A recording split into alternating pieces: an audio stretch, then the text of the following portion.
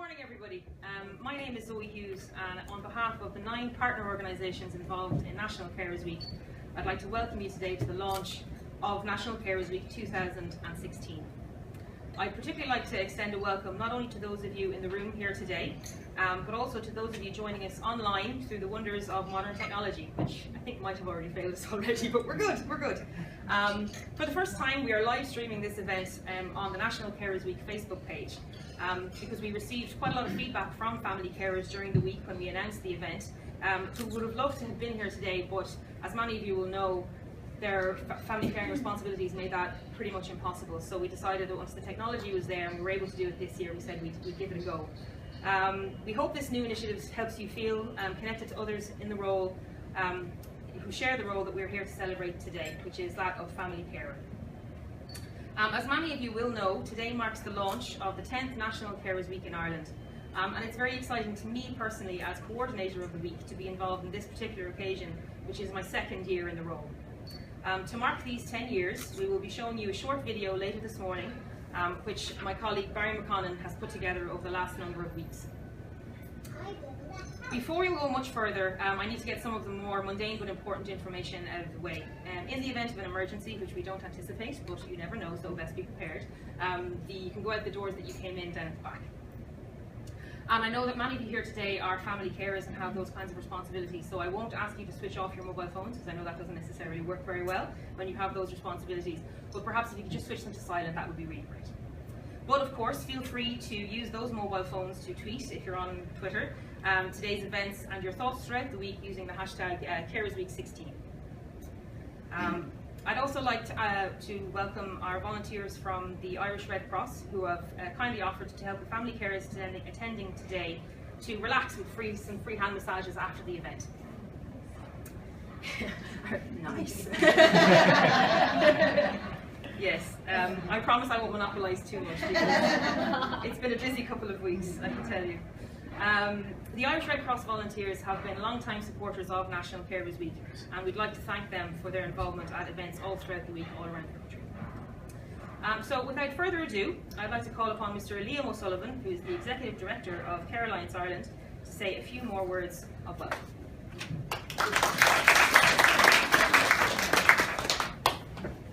Thank you, Zoe, and welcome to you all.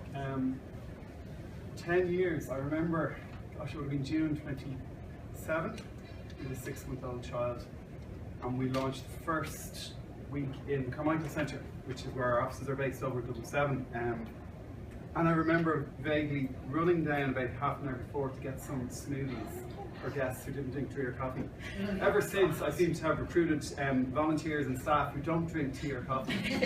So it's the first thing on the interview list. Do you drink tea or coffee? And if you don't, so yes, Zoe doesn't drink coffee, but I think Barry, our social student, does. So that's great. So look, thank you for being here. Big welcome to people who've travelled from around the country. Welcome Kate and your man, who've travelled from Limerick. And welcome to other speakers who'll shortly share with you some of their experiences of family caring. Particularly want to welcome people who are in the audience and who are watching us through that iPhone there, we think. Thank you and hello. We also appreciate there are many thousands of family carers around the country who maybe can't take part in events because of their caring responsibilities. We acknowledge that. Carers Week is about recognising the vast contribution made by family carers in Ireland. Each year, event organisers around the country make a special effort to reach out to carers who may not have yet availed of support services that may be on offer. We know that Ireland's family carers save the state a fortune. They are the backbone of health and social care services. They really are central to the well-being of our community. In previous years at launches, we mentioned research and findings from research we undertook, spoke about carers' experiences, and this research was communicated by video and by the written word. And these experiences are still valid today and can be read on our website. We are delighted that again 8 other national organisations have come together again as partners in the week. We welcome Inclusion Ireland, who are our latest partner to come on board. and we look forward to listening to Fiona, who's going to speak in a few minutes about what it means to Inclusion Ireland to be partners in the week. As I said, National Carers Week began in 2007 with 7 events. Each year the week has grown in strength, diversity and reach, and we look forward to this evolution continuing into the future. This year events are organised for family carers in every county in Ireland. It was close, but Kerry managed to kick in a last minute goal. I think they have 3 events down in Kerry. There's about 30 organisations involved in organising events, many of them undertaking collaborative ventures with other not-for-profits, with local authorities, with local family resource centres, with local health centres, and that's great. And we wish partners and event organisers the best for the week. We'll shortly be announcing the winner of the Young Person's Art and Poetry competition. Many thanks to the young people who took part in the competition, and indeed their families and their teachers. I was in my son's school yesterday, and one of the teachers said, yeah, no, we did take part, we're doing stuff, and she put the poster up on the wall, and not my son's class, and he's kind of taken umbrage to it, but the other 3rd class, they're doing it, but for some reason my son's teacher isn't.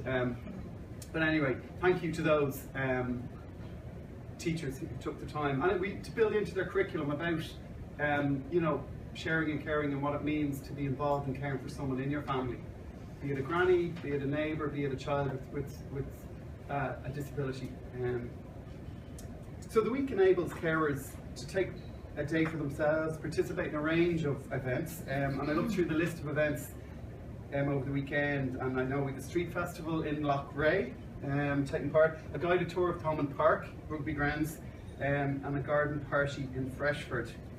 I'm guessing none have been organised for 5 o'clock this evening. If they have, I would imagine attendance may be limited. But no, I'm really excited about some of the new initiatives this year. One being an online Ask Me Anything, I'm a Carer feature on boards.ie. Zoe brought that to us. Zoe's a techno expert. So boards.ie, it's an online chat support forum. So we've 2 family carers who are facilitating that this year. I believe it's live as we speak, or will be. And hopefully, I suppose it'll give people an insight into what it's like to be a family carer. So it's kind of a question and answer session. St Patrick's Cathedral just up the road is also on board, and they will be lit up in blue for the week. So I guess you have to wait till about 11 or 12 because it's bright so late these days, but I'm not complaining. Our social work student Barry McConnell has prepared a short video and interviews with reflections from many people who've been involved in Carers Week over the years, and this will be played shortly. Barry found out he was presenting on it about half an hour ago. And he's really excited. And we think it'll be a useful, so Barry will speak on it. I think we launched over the weekend and we've had 5,000 viewers to date on it, so that's kind of good. Speaking of Facebook, the dreaded Facebook,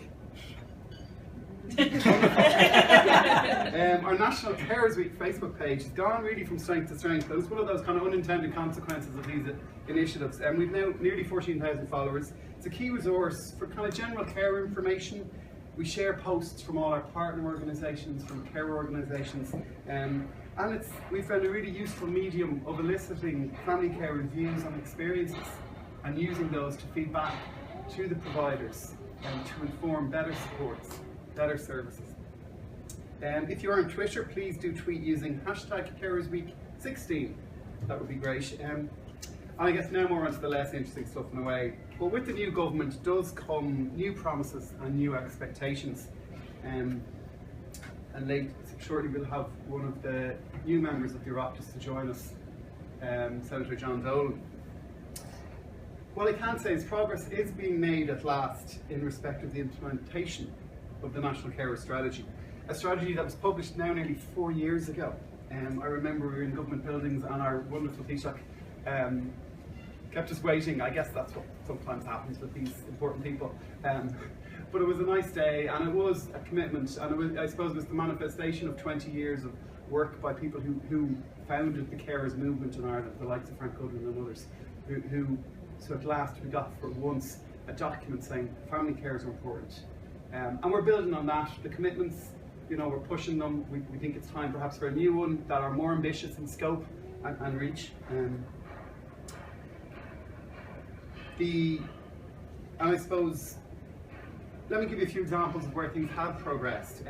This year, in the region of €800,000 has been dispersed to about 14 not-for-profit organisations to support in their delivery of family care training, family care information across the country.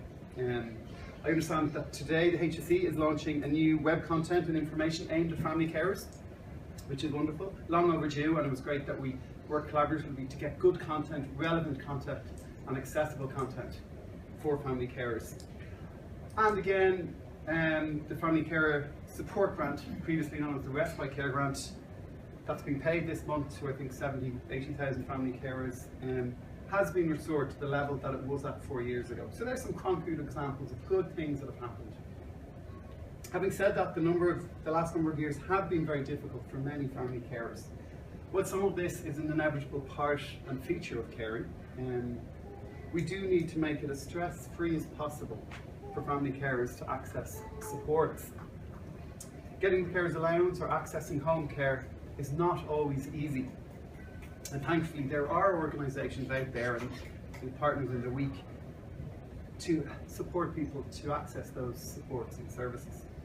We're pleased to see a number of new commitments in the programme for government, commitment to the increases in the carers allowance, increases on home care supports, and a commitment to the full implementation of the carer strategy. Some would say it's time for a new strategy that is bolder and more ambitious in its goals and aspirations. We welcome the announcement in recent days, I think over the weekend, of the extra resources for disability supports. And listening to Minister for Disability Finian McGrath over the weekend, guess we look forward to those resources being focused on the individual needs of families and those with disabilities, rather than maybe just being allocated pro rata according to existing or traditional resource processes. And that's a struggle and a challenge. We also welcome the Minister for Health's recent success in securing additional funds for home care support, and we look forward to receiving details of this shortly. Our own research, to be published shortly, is likely to show that in spite of the increases in the overall provision of home care provision since 2013, the simple reality is that underlying deficit in home care has not been addressed, particularly since the savage cuts that were implemented in 2012. And that really was a tough year when home care budgets were slashed. And across the board, budgets were slashed, but that seems, looking at the figures, that was a really tough year. Things have improved since then, but really, we think, looking at the figures, we feel that an extra 33 million is required in home care provision this year alone, to bring us back to the level of home care that was available in 2011. If we're to be a bit more ambitious and go back to the level of services that were available in 2008, then we estimate we would need 72 million to bring us there. So they're just some of the challenges. Let's be clear, tensions do exist between acute hospitals and community care. People are living longer and healthier for longer, which is great. But communication between various stakeholders is not what it should be. Difficult choices about resource allocation need to be made. I was looking at some of the figures, and already the vast majority of the overspend in the HSE is in the acute hospital. And sometimes the community care is the poor relation of that. And I suppose finally, I would say personally, the tax cuts are not consistent with comprehensive, publicly funded health and social care services. In the area of home care, we in Carroll Island remain cautious about the shift towards home care provided by for-profit organisations. We must remain that at the centre of all times is the needs of families and those they support to live independent lives. The not-for-profit sector, by and large, has a very good track record in such provision and often go far beyond what they are contracted to provide for by the state. The rollout of a single assessment tool and a care needs assessment is progressing, however painfully slowly. In time, these will make a difference. But we do know that caring can place immense strain on the carer, and we also know that being a family carer can be enriching and rewarding. Either way, it's always a valuable role. So National Carers Week plays a part in keeping family care issues on the political agenda, in the media, and in reminding us all of the contribution they make towards the well-being of our communities. I just got a text there from a former carer, Martin O'Neill, who can't make it today. Apparently he's got a match to go to in Paris at 5. But Martin did take time off work in 2005 to look after his wife. So thanks Martin and good luck in the match. I don't know if he's given me the first 11 on the pitch. I don't know if that's out yet. So look, in wrapping up, I'll acknowledge the contribution and support of partner organisations and others for organising events around the country. I want to thank my colleagues Zoe, Denise and Barry and Elaine. And thanks Nuala again for supporting us in the week. Thank you.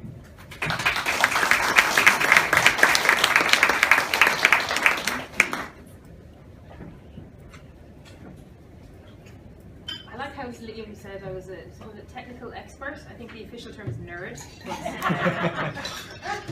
that's okay. That's okay. That's fine. I'll own it. It's okay.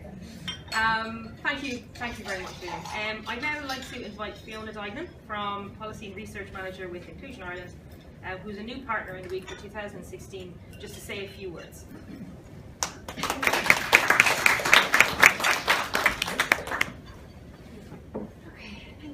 So Inclusion Ireland is delighted to be a partner for National Carers Week in 2016. This is our first year to be part of the Carers Week, although we do have a long-standing relationship with organisations like Care Alliance Ireland and also the Family Carers Association.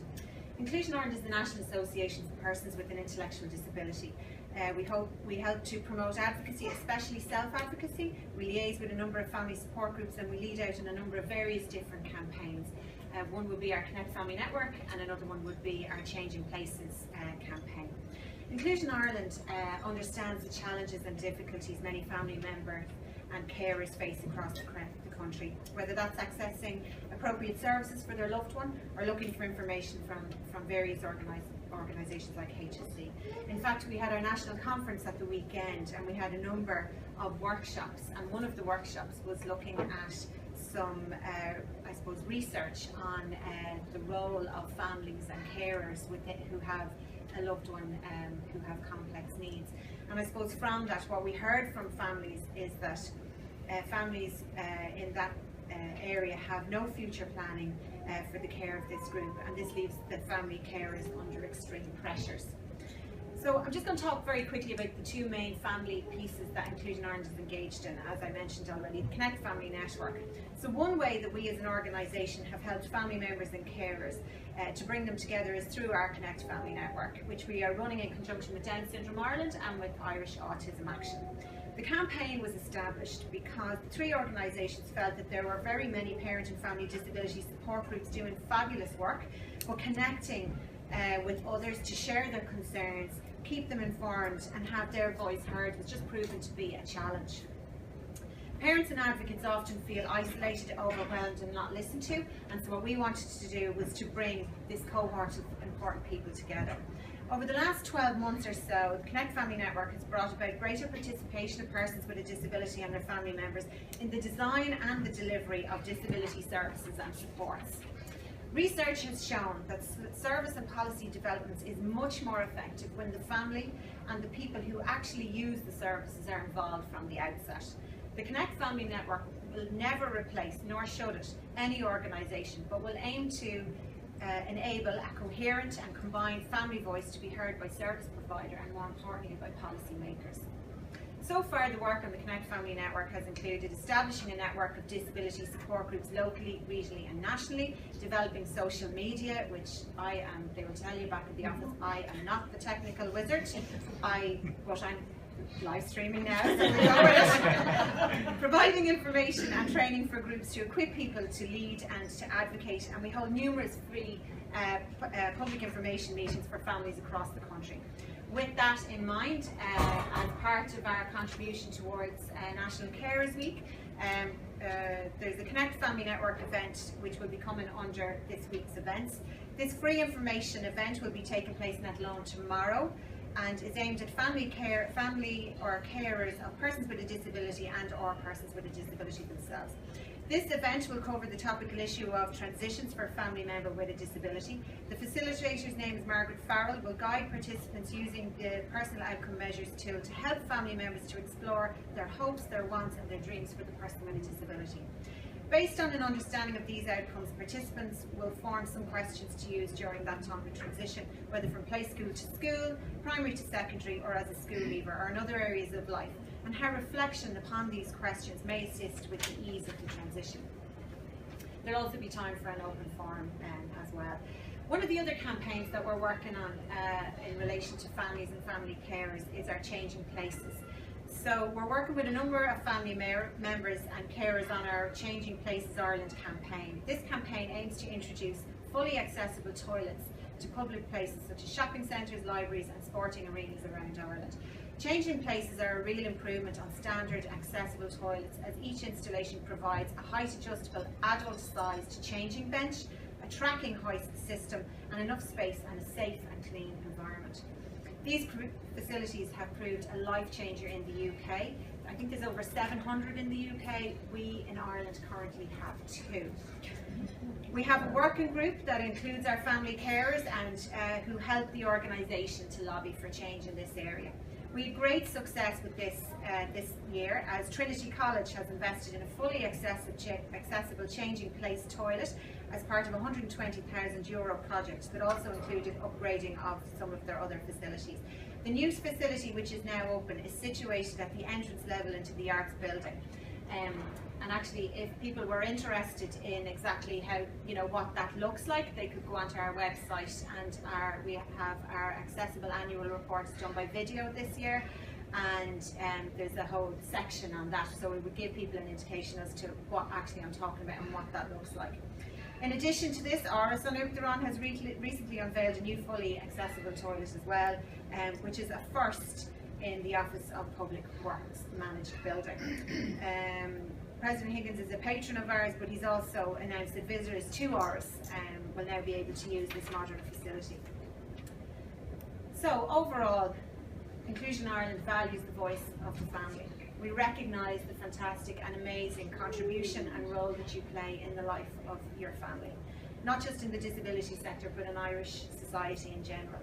We are delighted to be part of today's launch, and we look forward to the week ahead. Thank you.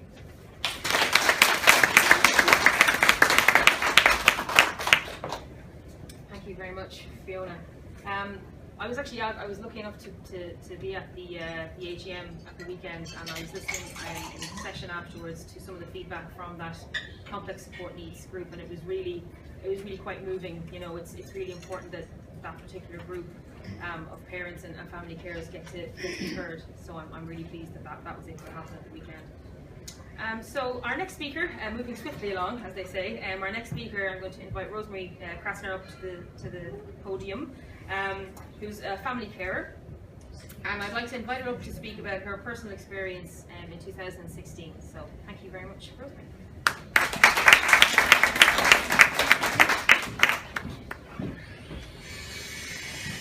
Marion omitted to mention that this is in live stream, but there you go. So good morning. As Rory said, my name is Rosie and I care for my son's family who has Down syndrome, together with a couple of other medical issues. I know there are as many different stories for carers as there are people being cared for, each one very different, and each with the same as we work tirelessly to give our loved ones the best possible life, with sometimes very limited resources and finances. Sammy is first and foremost our son. He's a great kid with a huge sense of fun and adventure and a very kind guy. He is the centre of our lives, mainly because he puts himself there and won't be ignored. Sammy needs help. We also cared for his 3 sisters while they were growing up. Thankfully, they have all moved on with their lives, and they don't need help now with all the issues Sammy still needs help with and will always need help with, as is the lot with most children, adults with special needs, to a lesser or greater degree. Sammy needs help with all personal care, from showering, shaving, nail cutting, etc., overseeing the taking of medication, to the booking hospital and doctor's appointments, or to the myriad of extracurricular activities. We have to make sure he gets to adult education, be there when the bus returns every day. When home, it's a constant battle to keep him out of the kitchen and away from food. Watching that he doesn't head off, i.e. if we're out the back, he'll find the key and head out the front door. At night time you won't wear your CPAP mask for love nor money. Another stressor, as we know he needs it. So when I head to bed, some nights Sammy could be sitting up asleep due to sleep apnea. Do I lie him down? Do I leave him be? Are his oxygen levels low? His sleep is always restless, and long term we know this is not good, and we try to put it to the back of our heads. One of Sammy's main assets is a big concern of ours. It's his friendliness. He will talk to anyone and doesn't see badness in anyone. He is very vulnerable when we are out, and while he won't race off like he used to when he was younger, he still wanders off without a backward glance to see where we are. And this is a huge stress factor on a daily basis. The ongoing battle for services, whether to do with special needs assistance or day services, medical cards, respite, etc., is endless. It's endless. And then if you're lucky enough to get the service, the battle doesn't stop. No, more battles to make sure the service stays in place or aren't cut. Paperwork, phone calls, documentation, appointments, all add hugely to our stress, taking time and energy from already overworked, sleep-deprived carers. Precious time which could be better spent caring for our children. And even after all the time and information, we still don't get vital services needed for our children. Thousands of children are on waiting lists for speech therapy. Many more are waiting for first assessments. This is a shameful indictment of our government. We as parents do our very best to enable our children to live lives as full as possible. And it's our responsibility to ensure that they get early intervention, whatever it is, speech therapy or OT. And it lies heavy on our shoulders when we cannot access services and we feel we are letting the children down as the window of learning slips away. Medical cards should be given to families and children, adults with special needs or serious illness as soon as the problem is identified. This will alleviate one aspect of stress from the household, as the person will get the meds, doctor's hospital appointment care needed. In-home or centre-based respite care. I cannot stress how important respite care is for the family of loved ones being cared for. It gives us a chance to recharge our batteries, get a good night's sleep, or take a break from the routine and all the comings and goings. To take a night away or night off and have a lie-in. It also gives the child or adult a break away from his focus. A lot of carers don't get a break, and everyone is entitled to a break. Down tools, meet friends, go for coffee, see a play, go for a walk, something for themselves. I would say to you, ask for help if you need it. Take a few hours off, if it's offered. There is no shame. Look after your own health and well-being. I've learned over the years that you generally have to look for help. Go to your local association who helps with family carers. Ask for help, because no one is going to come knocking on your door to check if you're okay. Being a carer is hard. You're always on the go, checking, minding, feeding, changing, securing, searching for services. The list goes on and on. And while our peers move on in their lives, middle age and taking it easy, doing this and that and going here and there at the drop of a hat, we have to organise, reorganise and plan with military precision a few hours spent away from the home. And it doesn't get easier. It stays the same, yet it's different. Same caring duties as when they were younger, the need for sitters, appointments still applies. And this brings different challenges, different issues, different fears, different problems. It is the road less travelled, that's for sure, but there are many more of us on that road now, and together with all the organisations here to help us, we will continue on the journey and continue with the fight for services and assistance and to improve the life of our loved ones and continue to do the good job that we are doing. Thank you.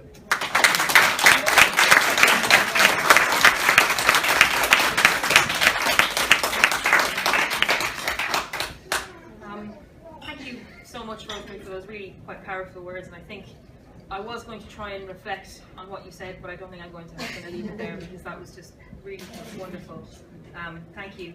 Apologies for some of the noise. I think it's probably one of the signs that for some people in some groups the recession is ebbing away, that there's obviously work happening. Unfortunately, that's not reflected in here, I think, sometimes.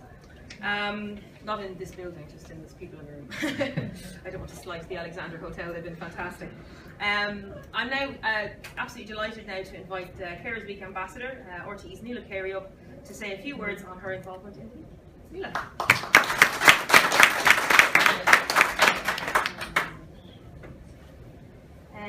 Good morning, everyone, and a very warm welcome to the official launch of this 10th National Carers Week. Thank you for inviting me to join you. As always, I'm delighted to be involved again this year, and I'm conscious that since last June's events, many new people will have become carers and will be taking part in the celebratory 7 days for the very first time. Now, as you all know, and Lee mentioned already, this evening Ireland will play their opening match against Sweden in the Euros. Perhaps I'm a little bit cheeky in assuming this, but it's quite likely that a lot of people will leave work early this evening to watch that game later today. But for all the carers here in the room, I know that Rosemary spoke so well, and for all the carers watching as well, there's never really a time that you can walk away from the role that you have assumed. There's no 2 weeks annual leave, there's no day off for St. Patrick's Day, and no time off for Christmas Day. So the purpose of this week, and this is why I'm so delighted to be involved, is to remind and encourage our carers to access the information sessions, engage in the training events, indulge in some pamper days, enjoy the walks and lunches, gain support, and not feel guilty about taking time out for yourself. From what I know of carers, and I have some family members who care for children with special needs, they always strike me, and we all know that they are, very humble, genuine people who put others before themselves. So selfless and generous are the two words that spring to mind when I think of the sacrifices that carers make. The work they do with so much kindness reminds me of a quote that's often attributed to Mother Teresa. She was asked, "What can you do to promote world peace?" And she replied, "Go home and love your family." And there could be no stronger love or bond than caring for a family member. I know at times, of course, it's tough, it can be trying, but it is a privilege too to be able to care for one of your own. So as I finish up on my short few words, I'd like to thank and acknowledge the organisers of this week. So to Liam, also to Zoe, Denise, Barry, Elaine, but more importantly, the service of carers, and also urge carers who may feel that they're on their own to reach out now during National Carers Week and the associated groups and organisations and ask for help. There is safety in numbers, but to every individual carer, I'd like to say, Gurumila Mahakam. Thank you.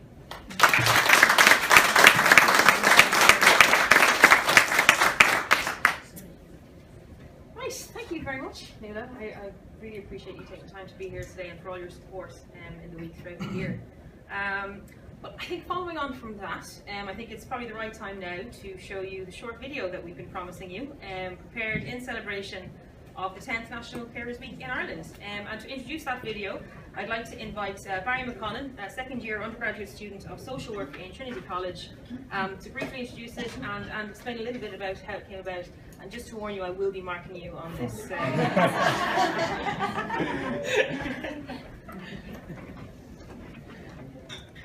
Thank you, Zoe, and good morning, everybody. As Liam said, I only recently found out that I was speaking, so after following the wonderful Nuala Carey, I hope it's hardly to follow.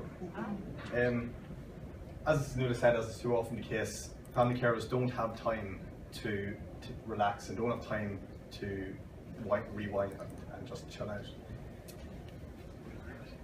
So I'd like to give the sincerest thank you to all the family carers out there, and for the wonderful work that you do, and most importantly that you are not alone. As always said, I am a student social worker, and I'd like to thank them for having me or putting up with me. I'm sure I'll find out at the end of my placement report. Fantastic. Excuse me, the technical wizard has to just As part of my placement, my role was to advocate for family carers, and as it is the 10th year of National Family Carers Week, there was no better way to do it than to interview the different partners and to come up with a video to highlight the brilliant work that National Carers Week does, but also that family carers do. And just like this, hope he's enjoyed it. Thank you.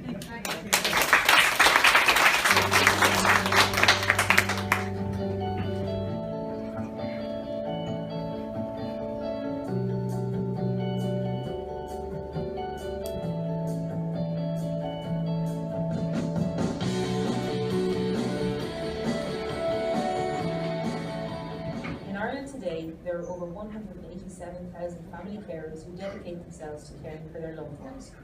Carers provide the equivalent of up to €4 billion worth of unpaid care every year. It is essential that this wonderful work is recognised and valued. Like many things in Ireland, we watch, observe and are influenced by what happens in Europe. We saw the idea of National Carers Week as an opportunity to bring to Ireland a week that would celebrate and recognise the wonderful contribution that family carers make to our community. So in 2006, Care Alliance Ireland visited the organisers of Carers Week in the UK. We spent a few days with them and we left with a plan of how to bring National Carers Week to Ireland. Given the strength of the community and voluntary sector in Ireland, we felt the best way to ensure that National Carers Week reached as many family carers as possible was to work collaboratively with other organisations in the sector. In this, the 10th year of National Carers Week, there are 9 partner organisations who are working together with many more groups around the country to ensure that family carers have a wonderful week in June. National Carers Week took place for the first time in Ireland in 2007, with 7 events being held around the country. Over the past 10 years, it has been on a real journey of growth, which has led to hundreds of events taking place, ranging from pampering days to information evenings, from overnight stays to Twitter chats. I want to congratulate them, but I also want to encourage them to enjoy National Carers Week and to really engage with it and to not feel guilty about taking time out for themselves on the week and really, dining tools and taking time to reflect and relax. And I hope to bring the good weather and everything gets right. Very inspirational, very courageous. I think this week is a great week for people to actually take a step back and really appreciate the work that they do. Enjoy the week's activities, celebrate and pamper yourself. On behalf of the Irish Hospice Foundation, I'd like to say a big, massive thank you to everybody who cares for people right up until the end of their life. I suppose I'd just like to say thank you. That's really it, and I know that's a very simple way of saying it, but I think just thank you and an acknowledgement that you do so much for Ireland and for people in Ireland that I think it's really important to say thank you.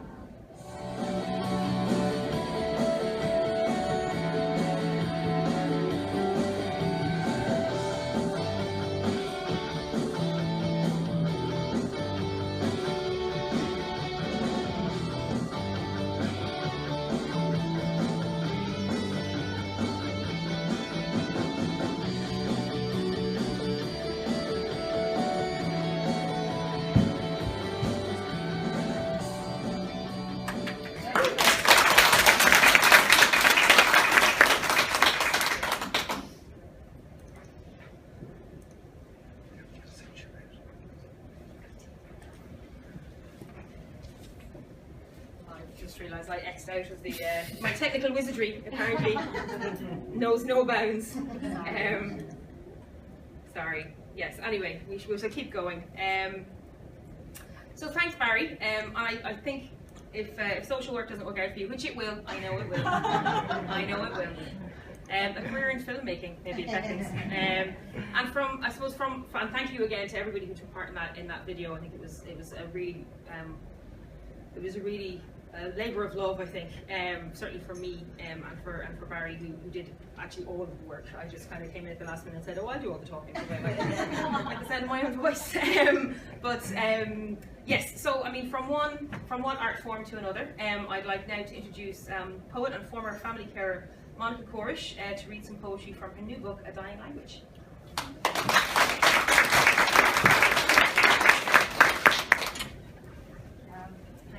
Zoe, thank you all for inviting me to be here, and thank you, Zoe, for making it such a smooth journey to get here.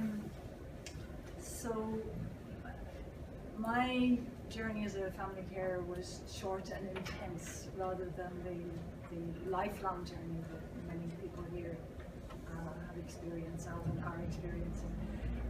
5 years ago, my mother was diagnosed with cancer, very unexpectedly.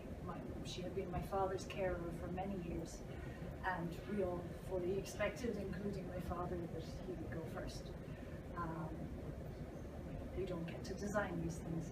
So I live in County Leitrim, and my parents lived in Limerick, and so every week I was up and down on the train and wrote my way through those journeys and through that summer, and this book came out of it, published by the Hospice Foundation.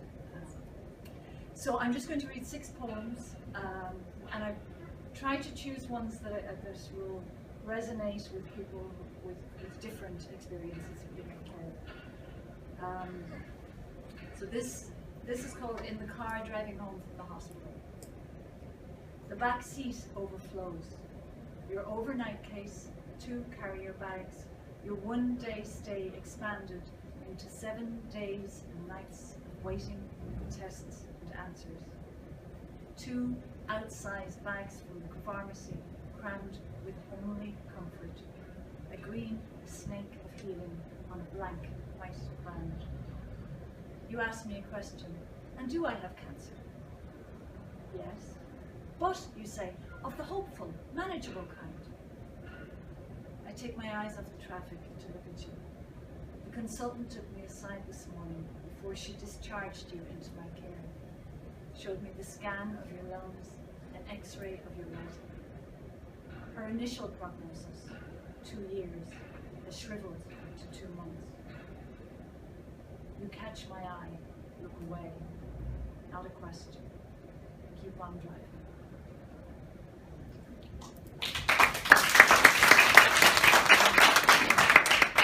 So she came home and we were told 2 months. My beloved is at the back of the hall telling me to raise my voice. So I'm trying.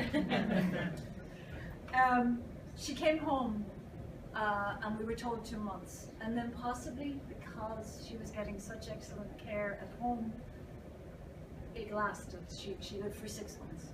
And we were in that very bizarre place of being grateful and being torn because our lives were in chaos. And as a family, we fell apart for a while. I know of families who work together beautifully throughout all the time of care. I know of families who fall apart completely and fight for the rest of their lives. We fell apart and then we came back together. This poem is about that. It's called Dust, and it's dedicated to Esther O'Brien in Milford Hospice, who was our hospice home care nurse, certainly my rock. Dust. We disagree. Who cares for her? How? Who pays? Who sides with whom? Who loves her more and him? After the fight that every family falls through, when sibling strangers are flung together to attend a slowly dying mother. After the angry emails and the bitter phone calls. After the shock of learning how far apart we are, how deeply we disagree. Martha, Magdalene, Thomas, Peter, even Pilate, even Judas. How different we are, the gods that we honor. After all the dust settled, and we're back in the river, pulling together, oarstroke by oarstroke, no coxswain to guide us, sculling in time. After the fierce, brief battle of our worst wounded selves, nothing has changed. She is dying.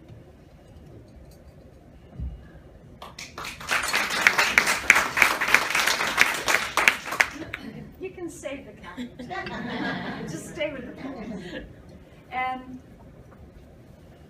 My mother also had brain secondary, so in some ways it was like somebody getting Alzheimer's in the space of a week or a month. So there was, as with any terminal illness, any long-term care, there's a lot that you lose before you lose the person. So this is called daughter number 2. Today, you could not remember my name. Later, we wrote it down, circled it, kept it before you all day long, an aide memoir. Today, for the first time, I understood. The woman I am when I am with you will die when you die. Second-born, swift-born, blood-born, daughter who too often says, "Don't, you'll hurt yourself," who dances with you to the old 78s, who looks you in the eye when you're afraid. Today, it's only my name you've forgotten. You're not gone yet. I am still daughter, stay safe, daughter, shimmy, daughter, honest eye, daughter number 2. And then, when we had all worked our way through our anger and strife pretty much, and were working together. Then my mum got really angry. About 4 months in, she got very angry. She got very angry with me. She got very angry because she was dying. And it's hard to care for someone who's angry with you. So this is called rage. I am tired of all these nurses and their different systems. I am not a child. Do not treat me like a child. You go to bed angry, tearful, wake the same, fiercely independent, barely able to move. You struggle upright, perch on the edge of the bed, pull on your trousers. You lurch down the hallway, your trousers at half-mast, loose about your heels, half unzipped. I'm terrified you'll stumble. I know what your hip bone looks like, x-rayed. A delicate tracery of cancerous metastases, calcified place. If you fall, your life at home is over. Ambulance, accident and emergency, a hospital death. You refuse my arm. Thank you very much. I am perfectly stable. And then, as Liam said, there are, what did you say, Liam? Caring can place immense strain on a carer and can also be immensely rewarding. So this poem is called Recompense. I bring you breakfast, measure your morphine, wait for you to choose an outfit, get you dressed, encourage you to drink, do your 10 o'clock meds, walk you round the garden, fidget while you deadhead roses, drive to the village, shop, cook your dinner, empty your catheter bag, phone your doctor, encourage you to drink, measure your morphine. You catch my hand to slow me down. My life, you say, would have been so much poorer without you. Your gifts. Okay, one last one. Nothing to do with death, nothing to do with dying, nothing to do with caring. This is my mother in her glory days. When I was a child, when I was Kate's age, a little older, I used to be fascinated by my mother going out to dress dances wearing a Grace of God dress. You know, the dress with no straps. I love the idea that God was invested in holding up the dress. So this is dedicated to my nieces, Danielle and Heather Corlish. And when my mother was dying, Danielle was going to her depths, and I remember her coming in and showing off the dress to my mother, which she would have loved. It's called Grace of the Goddess. And this is the last poem. I remember, from when I was old enough to remember, the four of us getting ready for bed, slipping out of day clothes into pajamas. We watch as she moves half-dressed between the bathroom and the bedroom, her white satin slip beneath her dressing gown, her face changing, eyelashes lengthening, eyebrows arcing, lips as red as Smarties. While our father fusses with keys, phone numbers, instructions for the babysitter, with telling us we should be in bed by now. We plead, just 5 minutes more, please. She appears out of the bedroom, her bare shoulders, her leaf green satin dress held up by the grace of God, her nighttime perfume, diamante jewelry, a necklace with stones as big as sixpences. She clips a pendant earring to her left ear, to her right ear, turns to face us. How do I look?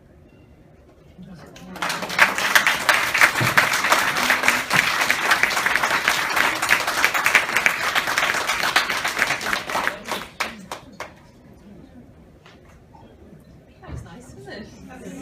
Wow.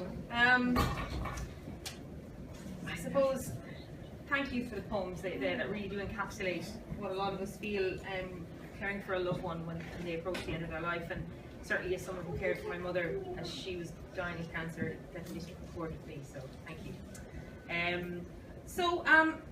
Staying with the poetry theme, each year at Carers Week we run a children's art and poetry competition on the theme of how we care.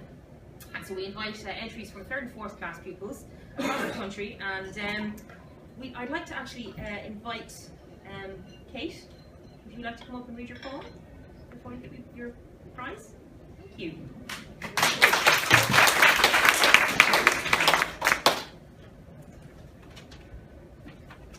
That's the art part of it.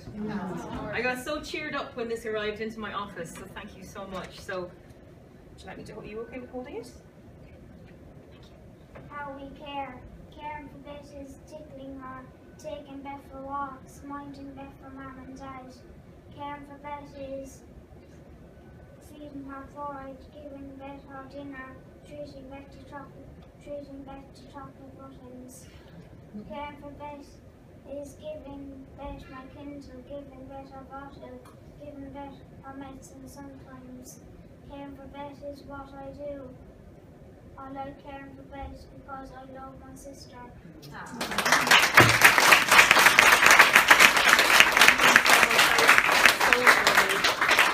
I particularly like this particular butterfly. I feel like he's escaping. He's escaping from this picture onto this poem.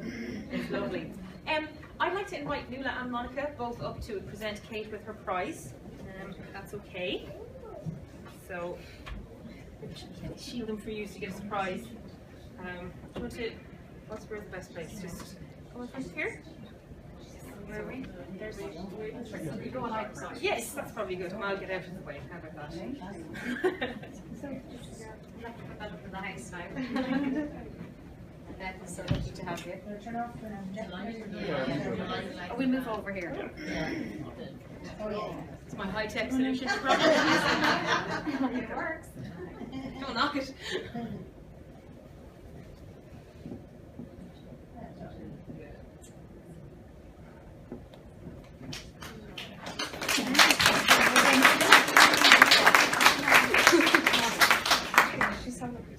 Well done. Thank you so much.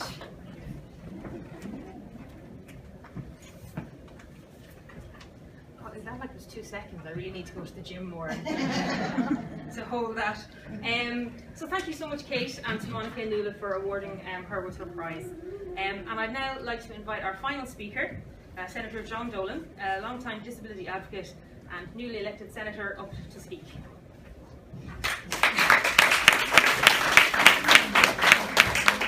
Make sure you look presentable, John.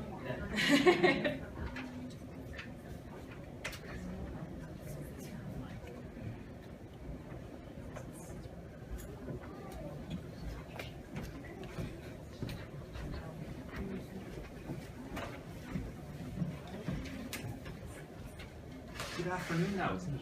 Yeah. Just, Just barely. okay, you two keep me on time. No problem, no problem. Look, the very first thing is to simply say thanks, a heartfelt thanks for the invitation. Disability Federation of Ireland has been involved, I suspect, since the start 10 years ago. See, Monica, he does it to me as well. So we'll get our own back on him this time. Yeah? He's handy. Monica and I are just trying to get people to listen better. No, you're right. Been involved in this for the past 10 years, somewhere or other, and John O'Donnell, my colleague, is much more closer to that relationship and the work with the Carers Alliance and indeed the other organisations. There are quite a number of organisations involved. What's lovely about being here is just to get grounded again. You can get caught up with policies and strategies and legislation and the thises and the that's and the others, and in some ways, God forgive me for saying this, they distract. At another level, they're very important. So there's a bit of a tension or a quandary there. And let's just leave it there. It's like listening to the poems, the total tension between life and death, and at the same time the intertwining that is between both and the generations coming and going. I want to just cover two areas. One is about the Shannon. Disability Federation, and the other thing, I just want to make some observations if people are happy with that. The Disability Federation of Ireland has been interested in the Shannon for quite a long time, because when you look at the Constitution, it says the Shannon is to be a place primarily for people with practical experience and knowledge of particular areas of Irish life. And there are a number of panels, and I won't go into all of that mad stuff. Anyone who can't sleep some night can go in and look at it and help you, I can assure you. But the Public Administration panel is Public Administration and Social and Community Services. And you find that the nominating bodies for that panel that can put someone into the race, so can members of your office, have traditionally been exclusively disability organisations, and still are almost exclusively that. So this whole area of disability and caring has had an interest in this. We have just now actually pulled ourselves together, in a sense, and said, hold on a minute, why are people wearing party political badges over here representing a real civil society issue? And that's the whole impetus now. There's an education panel, there's labour panel, there's business, there's like, fine, have all the people with real knowledge, experience, and those things in there as well. So that's where this whole movement came from. Leave that there. I got votes from absolutely, totally across the political spectrum. I got votes and support from Treble A, People Before Profit, Sinn Féin, Fianna Fáil, Fine Gael, Independents. I pretty much got votes every time someone was either deemed elected or was excluded. I think that's powerful. People, I don't mean it for me, but because I went out there and I said, look, what I'm standing for here is the UN Convention on the Rights of People with Disabilities. I'm standing here to make what I describe as disability inclusion a real thing in local communities, where people can participate in their local communities.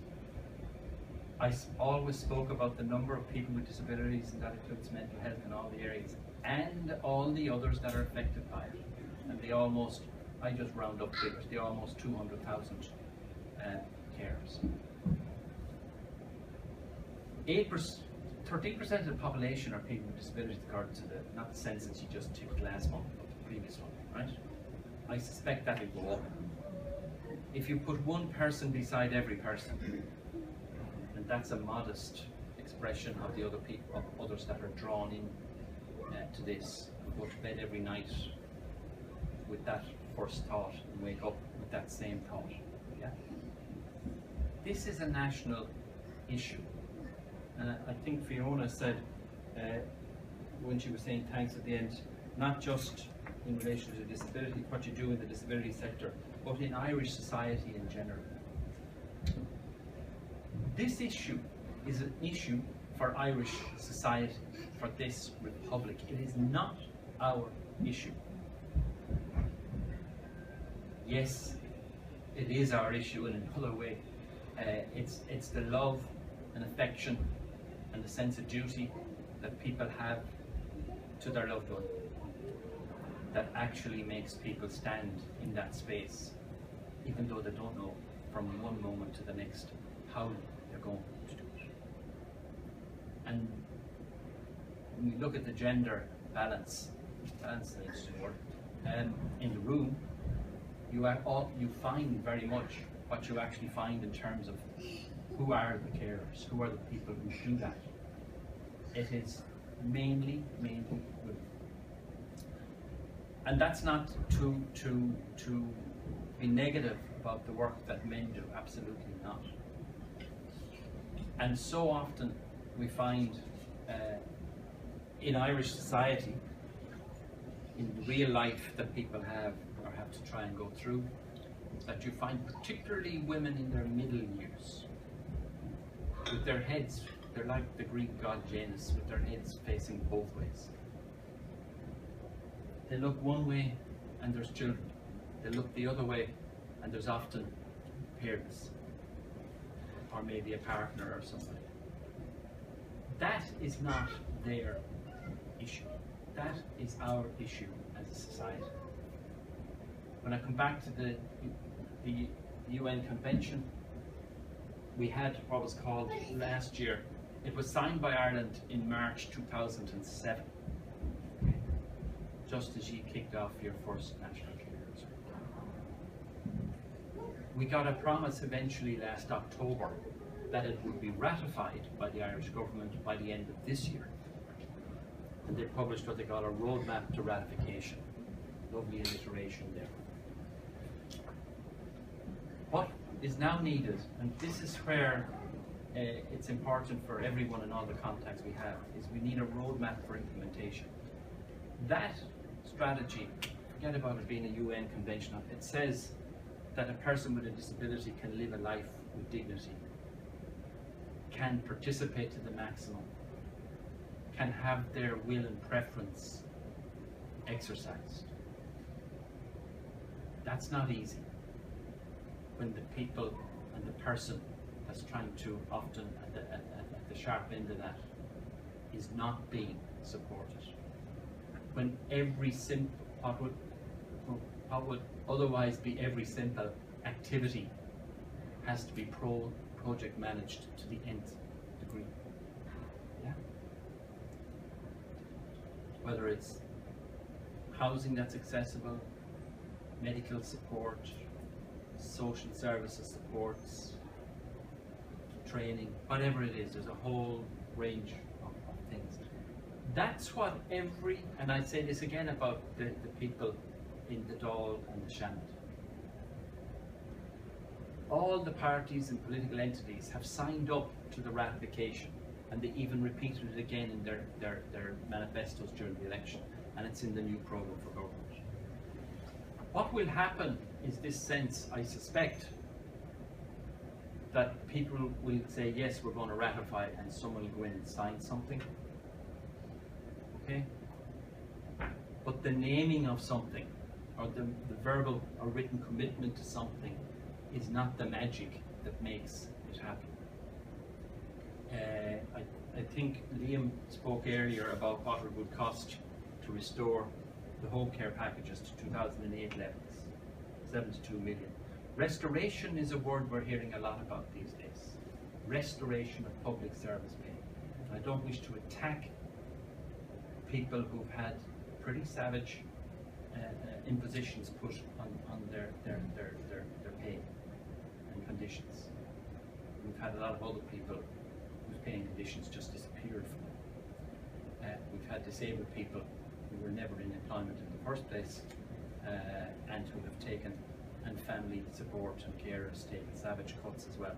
But we have to stand up, and I think all of us in our conversations with whoever, in whatever way we can, and say restoration has to be for the social fabric as much as it has to be for people who lost pay and conditions.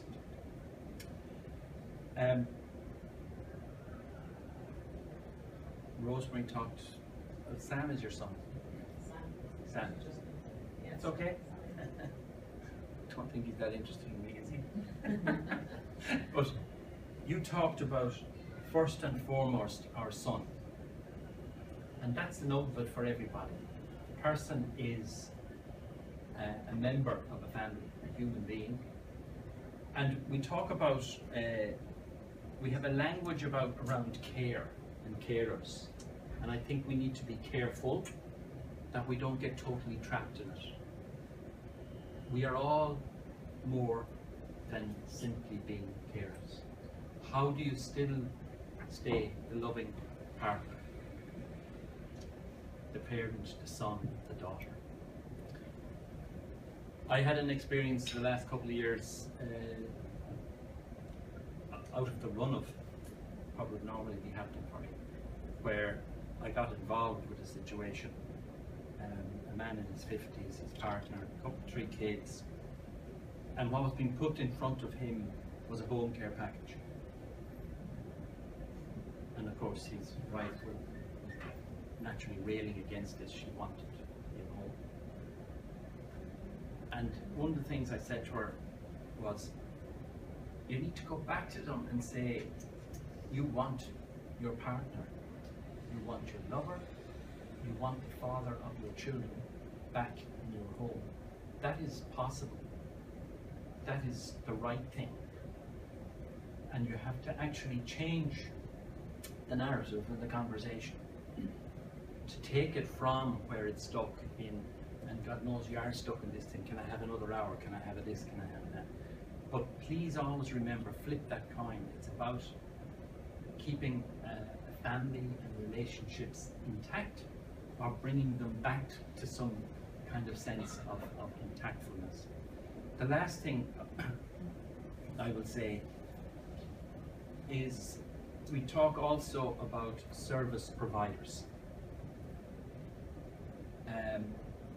And organizations often talk about themselves, whether they're public ones or voluntary or whatever, as service providers. I think we have to flip that a little bit. How am I of service?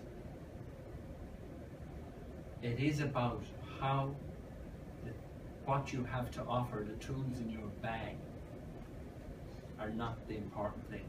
It's, are those tools the ones to keep your relationships, keep your family, keep your show on the road?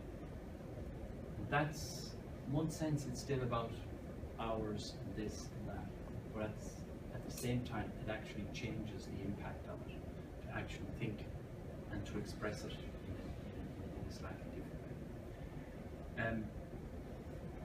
That's really it, except to say, I'm one senator, there's 218 people in the Oireachtas.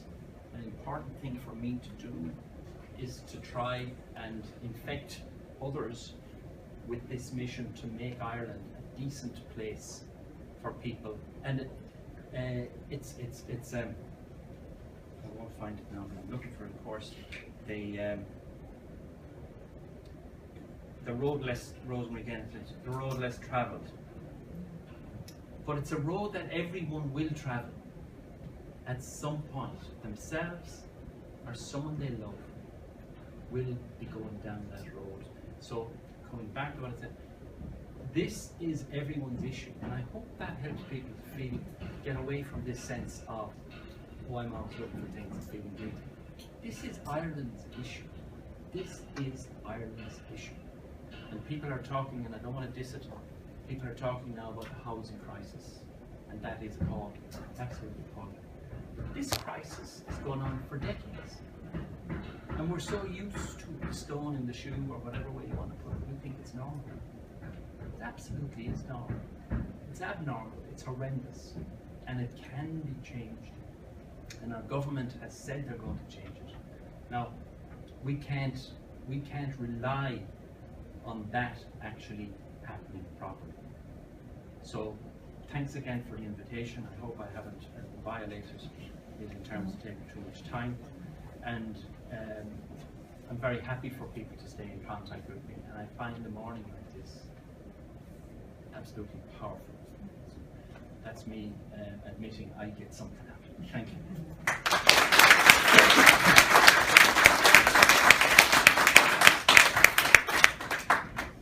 Thank you very much, Senator. Thank you, citizen. I have to give you a proper salutation now, John, you know. So before we finish, I'd just like to extend our thanks to everyone who came along today. You know, thank you so much for being here and for listening and watching online. And really, all that remains is to invite you to have a cup of tea or coffee and some pastries. They're quite tasty. And perhaps avail of a hand massage from our fantastic volunteers who will be setting up here. And to really just to finally and also, oh yes, and there are copies of Monica's book available as well if anyone would like to. And I know some proceeds are going to the Irish Hospice. 50% go to the hospice. So 50% go to the Hospice Foundation, which is a partner in Carers Week. So we'd really encourage you to to have a look, and just enjoy the week and have a fantastic time. So thank you very much, Amy.